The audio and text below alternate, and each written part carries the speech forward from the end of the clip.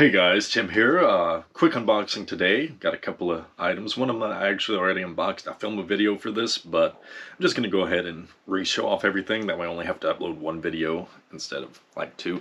So first thing I'm going to show off is the thing that I unboxed, which this video is going to be just Shonen Jump issues.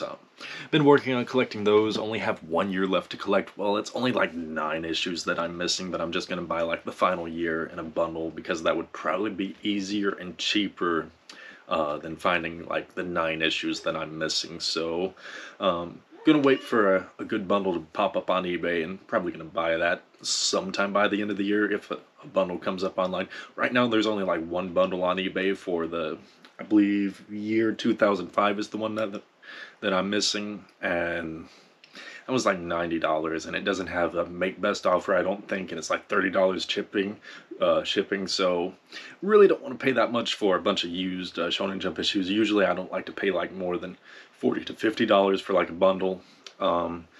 Years ago, whenever I first got more into collecting Shonen Jump, you could pick them up for like $20, $25 like the full year. But I guess it's become kind of a collector's thing now. Maybe more people are collecting them, so it's not as many out there. It's not as abundant, especially with the bundles.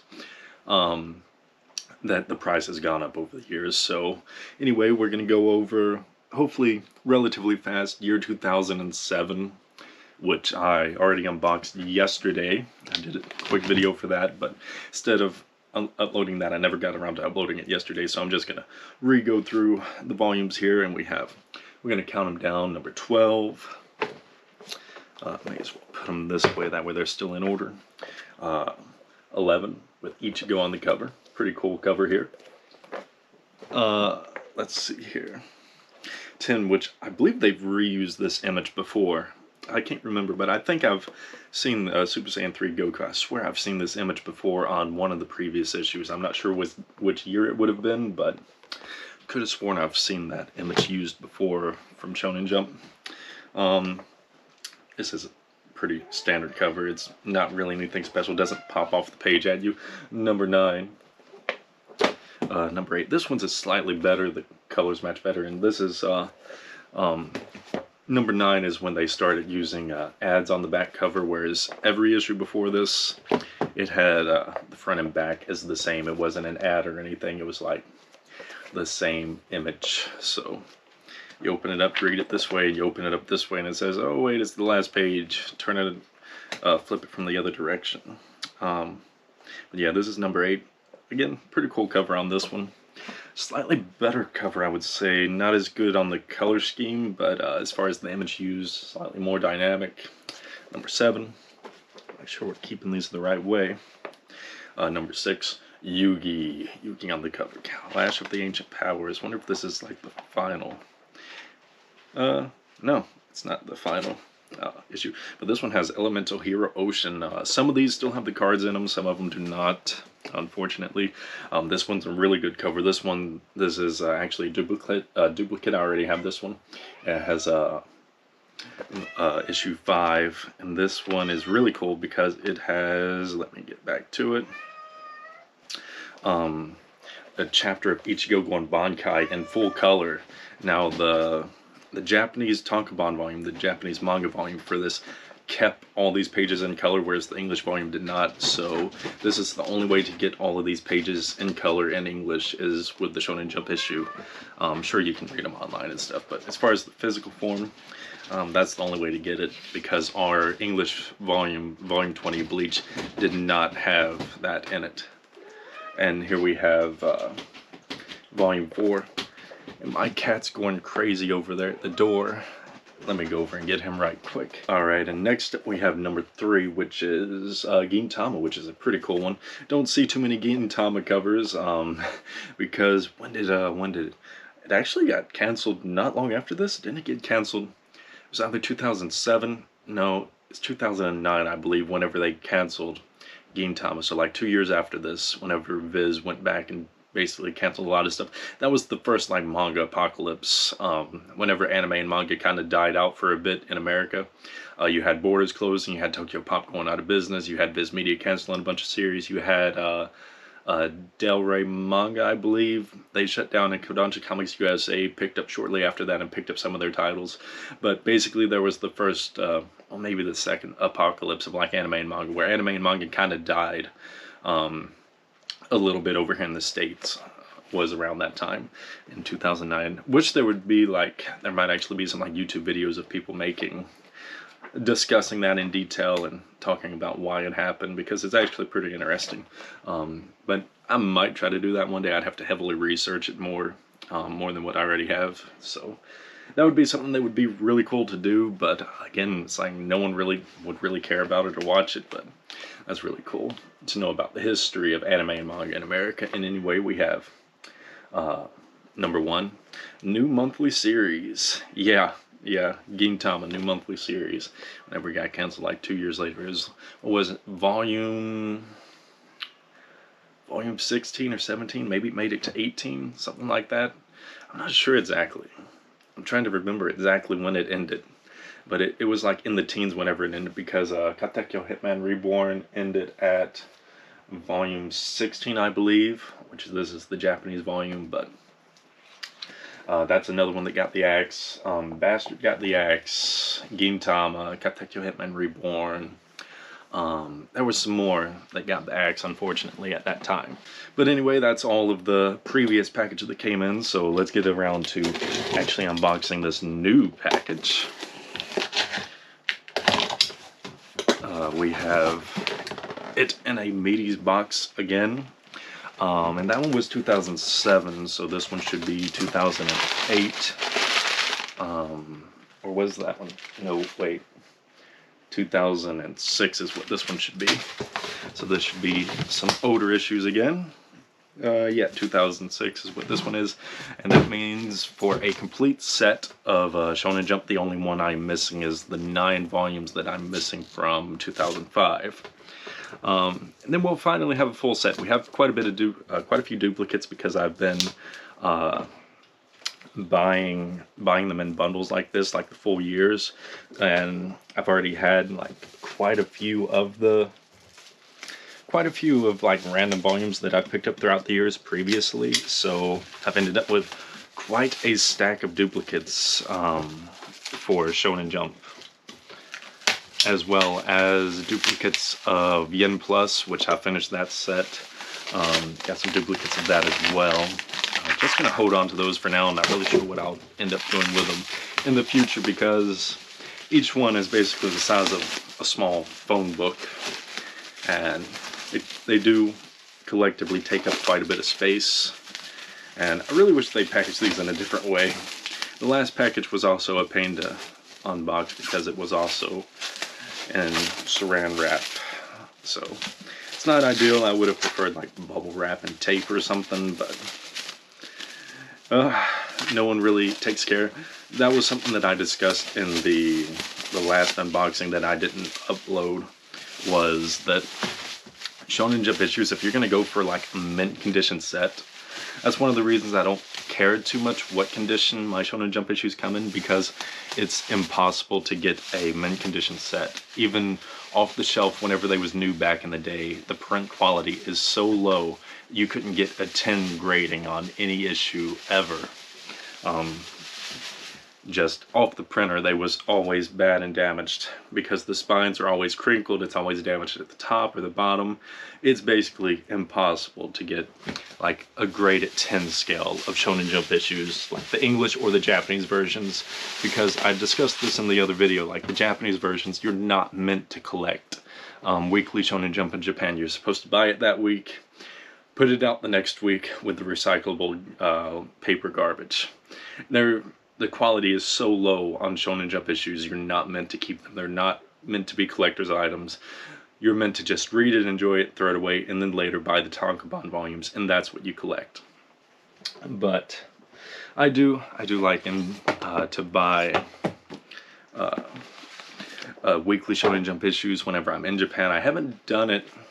My last 3 trips there, I haven't bought any new Shonen Jump issues, because they take up a lot of space in my luggage. So I've missed out on the last 3 times that I've been there. But prior to that, every trip that I made to Japan, I had been buying weekly Shonen Jump issues while I was in Japan, to kind of commemorate myself being in Japan, and that was one of the things that I enjoyed collecting and buying while I was there. But since I've been going to Japan so much over this last year, it just made no sense to keep buying them like that. And I've kind of gotten out of like buying the Japanese volumes. Right now I just want to finish my English set. There's some more sets that I would like to buy, like Pulp magazine is one that I would potentially like to start collecting and finish before I move to Japan. And Comic AG, the first and only manga magazine in America that was hentai. And maybe like Anime Insider, that's one that I would like to collect. And maybe I might go for like New Type or Otaku USA. But Anime Insider, that's really the magazine that I think personally is probably the best anime manga related magazine that ever came out in the States. There was so much fun stuff in that magazine, and it covered everything about anime, manga, otaku culture, cosplay, music, Japanese media, Japanese films. It just covered everything with Anime Insider. It was a really good magazine. I really enjoyed it back in the day. So I would like to finish that set, but that's going to be one of the more expensive ones to complete whenever I start going to that. But anyway, here we have Volume 1. Really cool. Yu-Gi on the cover. Really cool cover. Wonder if it has... no, it doesn't feel like it has the Yu-Gi-Oh card. In the listing it said that neither of these sets... Oh man, this would have been a good card to have too. Blue Eyes Ultimate Dragon. Unfortunately, it's not in it, and that's a card that I don't actually have. I don't think I have anyway. Anyway, we have number 2. Pretty cool cover. But yeah, in the listing it said that none of the cards came in the issues, but in the previous stack that I showed off, there was at least like 3 or 4 that still had the cards. So the listing wasn't accurate exactly, but I am thankful that it came with some of them, because for most of mine that I bought new whenever I was buying them back in the early 2000s and 2010s, like barely the 2010s, because Shonen Jump ended in 2012. Like March of 2012 is when they stopped publishing the English version. Anyway, did I show off number 4 or number 3? Or am I just flipping through them? Anyway, number 3, Claymore. Really cool manga series that didn't like the ending too much. It's one of those where it ended, well, I don't want to get into discussing that because people may not have read it, but it's one of those that I liked. And here we have D. Gray Man. It's crazy that D. Gray Man is still going on. It should have ended years ago, but she takes such long hiatuses between updates, and she had a really long hiatus where it was years without an update, I think. Anyway, we have number 5. Pretty cool cover with Luffy holding a baseball. Number 6. Really like these old covers. You could tell they put more effort. Well, they put more thought into the earlier issues. They're just really fun, whereas the later issues, they try to go more sleek, more modernized, and it doesn't look as fun. These look like they're out of the 90s. Whenever you think the 90s, you think of bombastic, bold lettering, bright, colorful. It's more fun. Whereas by the late 2010s, well, into the 2010s, they started going for more modern and sleek designs. Skip Beat. I think that manga's still ongoing too. Oh, what was that? What was that? Ultimate Ninja on PlayStation 1. That game, I can't believe they sold that game. I wonder what that's, I wonder if it has the price tag on it. Probably not, but if that was like a $50 game back in the day, it's crazy how little content is in that. Like Clash of Ninja 1 and Ultimate Ninja, those are so bare bones games. There's like almost nothing in them at all. It would be a travesty if those came out today for like full price. There would be so much rage online for how little content is in them. Anyway, there we have number 8. This cover I didn't talk about, but Dragon Ball on the cover. Really cool cover here. Really cool. Really like that. Rurouni Kenshin. Introducing Katekyo Hitman Reborn. Number 9. Pirates of the Grand Line. Isn't that... It's going to have a preview for that game, I guess. That game is not very good. Unfortunately, until recently, we really didn't get good One Piece games. A lot of the One Piece games we got over here, like on the GameCube, PlayStation 2, all of those are like really bad. Anyway, here we have number 10. Really like this cover with the red and the white. Dynamic pose for Naruto, not so innocent. But yeah, it seems like, oh man, this one has the card. It has a Naruto card in it. If anyone played the Naruto card game back in the day, it was actually pretty fun. I enjoyed it quite a bit. It's one of the only anime card games that I thought was decent, at least back in the day. I know there's some modern ones that people kind of like, but as far as like anime card games, because every anime and manga back then had a card game, basically all of them did. The Naruto one was the best, in my opinion, from the ones that I had played. And there we have number 11 with Bleach, and number 12 finishing off with One Piece. Pretty cool. Battle of the Giants. Not a very good cover, but it is cool. Anime, what's next? What would have been going on back this time during Bleach? Yeah, it felt like we only got like one card.